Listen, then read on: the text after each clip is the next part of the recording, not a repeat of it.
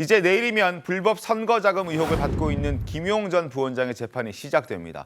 불법 의혹이 제기된 선거가 이재명 대표의 선거였던 점에서 이 대표 측도 바짝 긴장하고 있을 수밖에 없을 겁니다.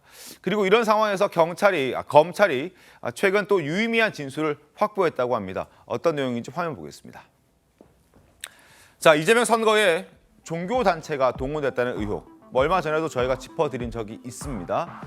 경기도에 있는 한 종교단체, 그 종교단체에 속해 있는 사람들이 꽤나 많기 때문에 이 사람들을 포섭하면 선거에 도움이 될 것이다라는 취지로 얘기가 있었던 것인데, 종교단체 조직력을 이용하자 김만배 씨가 유동규 전 본부장에게 제안을 했죠. 그리고 이를 정진상 전 실장에게 보고를 합니다. 그리고 그 보고가 통과가 됐나 봅니다. 그래서 종교단체 간부들에게 자금이 전달됩니다. 무려 1억 8천만 원이라는 거금이 전달됩니다. 그 돈은 남욱 변호사가 만들었습니다. 종교단체에 건넬 목적으로 1억 8천만 원 마련했다라고 지난달 재판에서 말했는데, 추가적으로 나온 부분은 바로 이겁니다. 유동규 전 본부장의 입에서 나온 내용인데요. 선거에서 이긴 뒤에 정진상 전 실장이 종교단체 덕에 9천여 표를 더 얻었다고 말했다, 이렇게 얘기를 한 겁니다. 물론 지금 정진상 실장 측에서는 지금 이 얘기, 유동규 전 본부장의 입장과는 전혀 다른 얘기를 하고 있습니다. 당시에도 이재명 대표의 선거에 굉장히 유리한 상황이었기 때문에 굳이 종교단체까지 포섭할 필요는 없었다, 이런 입장인데 상당히 의견이 좀 진술들이 좀 엇갈리거든요. 어떻게 좀 보셨습니까? 네, 그렇습니다. 어떠한 선거에도 사실 뒤에 보면 어느 종교단체가 어떻게 연관되어 있더라라는 그런 네거티브가 굉장히 많이 이어집니다. 네. 지난번 대선에서도 마찬가지였습니다. 윤석열 후보 측에는 어느 종교단체가 밀착돼 있다라는 그런 마타도가 굉장히 성행했고요. 또 이재명 후보 측도 사실은 지금의 대선 진리를 포함을 해서 상당히 많은 그런 종교단체의 이름들이 거론이 됐었습니다. 네. 그런데 지금 이 유동규 또는 남욱, 이 두 사람의 이 증언은 두 가지 의미가 있습니다. 첫 번째는 우리가 대장동 의혹과 관련해서 이들의 그 대장동 일당의 돈이 정치 자금으로 흘러 들어갔다라는 정황은 지금 계속 두 사람의 증언에 의해서 나오고 있었는데,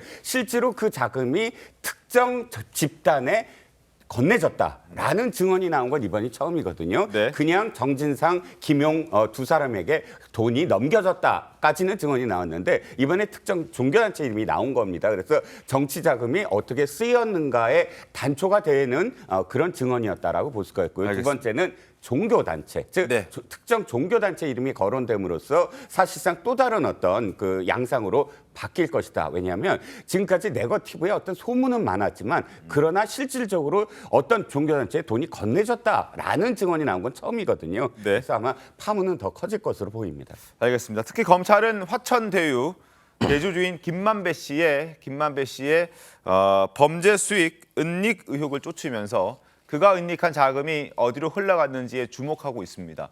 그의 은닉 행위를 도운 게 구속된 화천대유 공동대표 이모 씨, 그리고 쌍방울 전 부회장 최모 씨 외에도 또 있다는 의혹이 제기됐습니다. 바로 김만배 씨의 아내 김 씨인데요. 화면 보겠습니다.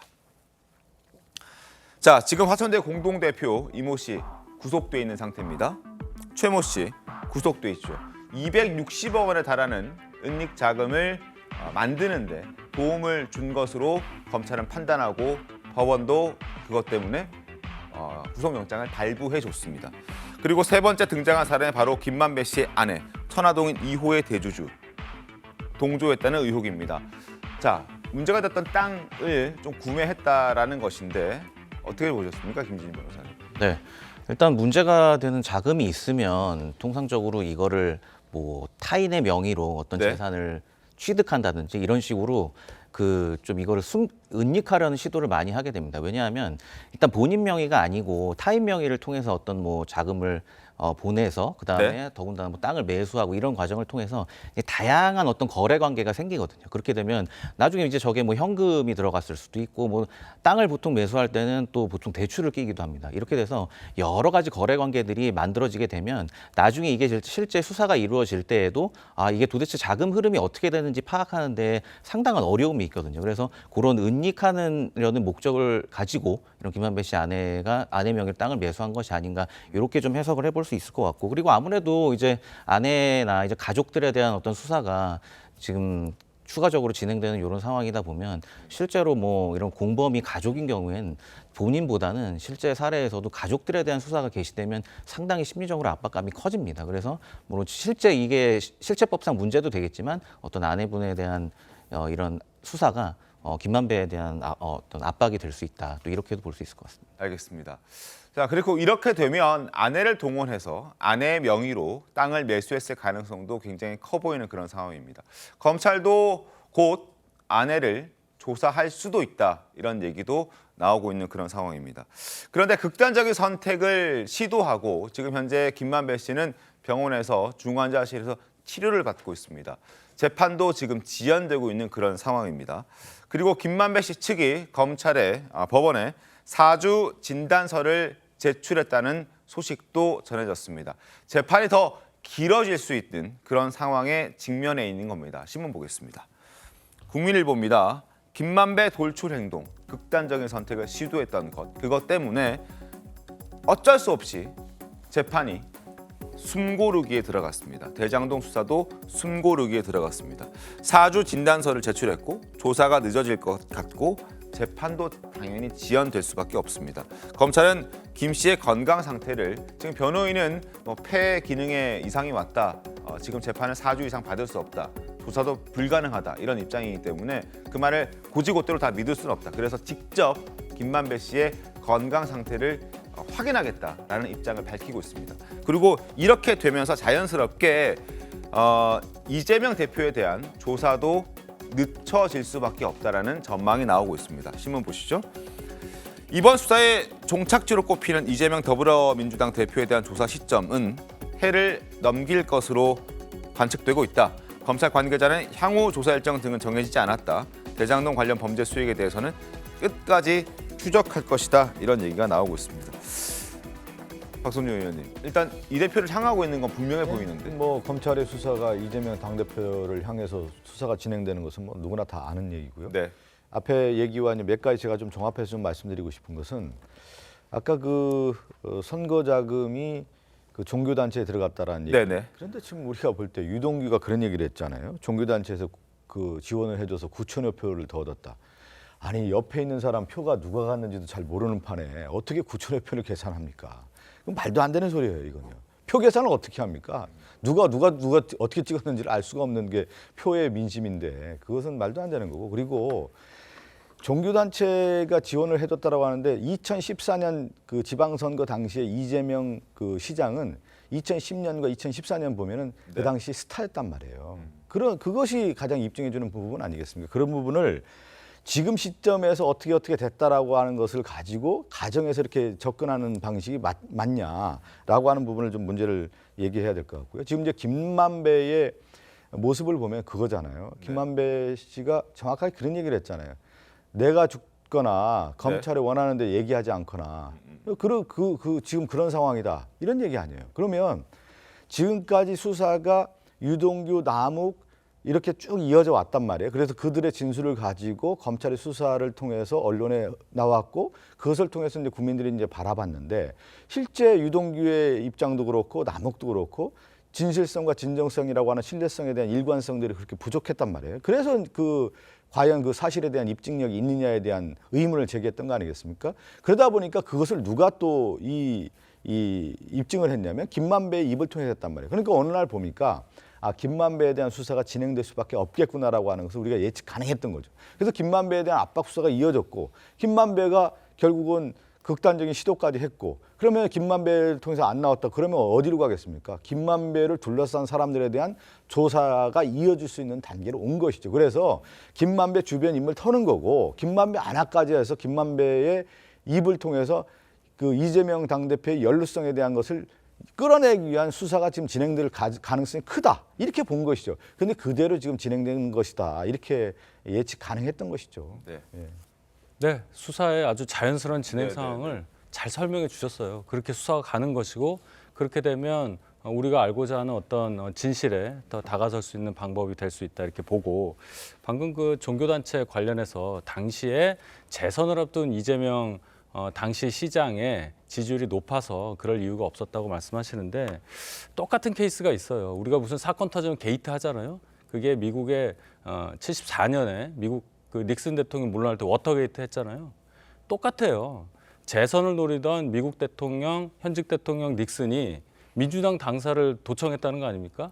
근데요, 그때 520대 17로 이겼어요. 대의원 숫자로. 압도적으로 역대급으로 이겼는데 그러면 그때도 이렇게 많이 이겼는데 민주당 당사 도청할 필요가 있냐라는 말이 먹혔을까요?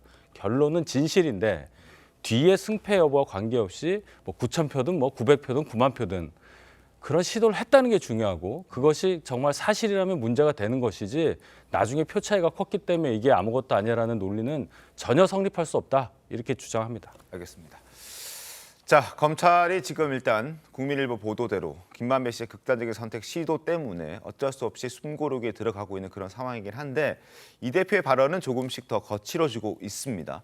대장동 수사 관련해서 말을 아끼고 있었던, 물론 SNS에는 이러저러한 지지층 결집을 위한 메시지를 많이 내놨지만 기자들이나 언론을 상대로는 굳이 언급을 자제했던 그런 이재명 대표였는데 어제는 이태원 참사와 관련해서 윤 정부를 향해서 폐륜 정권이라는 단어를 꺼내들었습니다. 목소리 확인하겠습니다. 대표님 그동안 검찰 수사가 조작이라고 비판해 오셨는데 그 연장선상에서 이번에 김만배 씨 아까 충분히 말씀드린 것 같습니다. 네, 미안합니다. 어제 김만배 씨 극단적인 선택 시도한 거 관련해서 혹시 당에서는 검찰 강압 수사라고 얘기했는데 대표님 어떻게 보고 계실까요? 이번에 뭐 검찰 수사 방식에 문제가 있다고 보시는 건가요, 대표님? 유족들의 그 깊은 고통, 절규가 들리지 않습니까? 먼저 인간이 되라 이런 말이 있습니다. 국민의 고통과 생명 안전에 대한 국가의 책임 그리고 국민의 피눈물 여기에 공감하지 못하는 정권이면 이건 폐륜 정권입니다.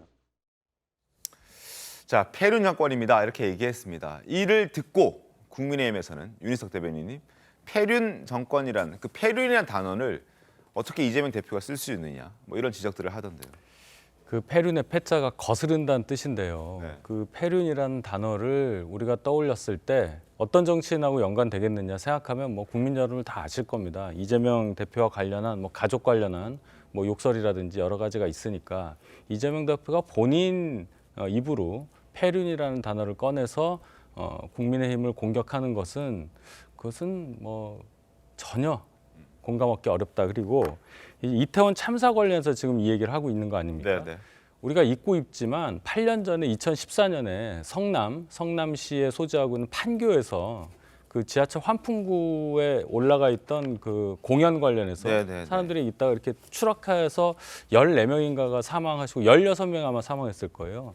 그 사건 관련할 때 이재명 당시 시장이 보여줬던 태도 이런 것에 대해서 다시 잘 보시면 그 행정 담당자, 당해 행정구역에서 행정을 담당하고 있는 자치단체장으로서는 전혀 어울리지 않는 그런 회피적인 태도를 많이 보였던 걸 알게 됩니다.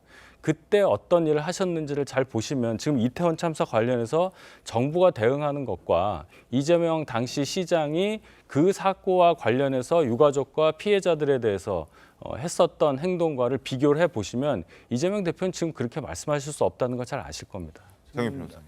제가 간단히 좀 말씀드릴게요. 예. 지금 이태원 참사 이후에 이렇게 많은 159명이 사망했고요. 그 유가족들이 좀 피눈물을 흘리고 있지 않습니까? 정치라고 하는 것은 그 유가족들의 아픔을 받아들이고 그 눈물을 닦아주고 한을 풀어주는 게 정치란 말이에요. 지금 국민의힘 그렇게 하고 있습니까? 159명이 죽은 유가족들의 눈물을 더 흘리게 하고 피눈물을 흘리게 하고 있지 않습니까? 진실 덮으려고 지금 안간힘 쓰고 있는 그런 모습 보이지 않습니까? 그런 모습을 봤을 때 과연 이 정부가 이 국민의힘 관계자들이 실제 국민의 목소리를 듣는 것이냐. 당연히 그렇게 지적해야 되는 거 아니겠어요? 현재 모습에서 국민의힘과 지금 윤석열 정권이 그런 모습을 보이고 있습니까? 당연히 지금 윤리에 반하고 있는 모습 아니겠어요? 그런 면을 지적한 것이지 뭐 과거 얘기를 지금 뭐 또 남 탓을 할 필요가 뭐 있습니까? 현재의 모습을 통해서 윤석열 정권이 이태원 참사 관련된 부분을 정말 진실 규명하고 책임자 처벌하길 바랍니다. 알겠습니다. 자, 뭐 국정조사도 이제 시작이 됐습니다. 어제 첫 현장 조사 있었고, 뭐 지금 여러 국정조사 기간을 더 연장하느냐 마느냐를 두고 뭐 설왕설래 뭐 이견들은 있지만 어쨌든 시작이 됐다는 점에서 좀 지켜보도록 하겠습니다.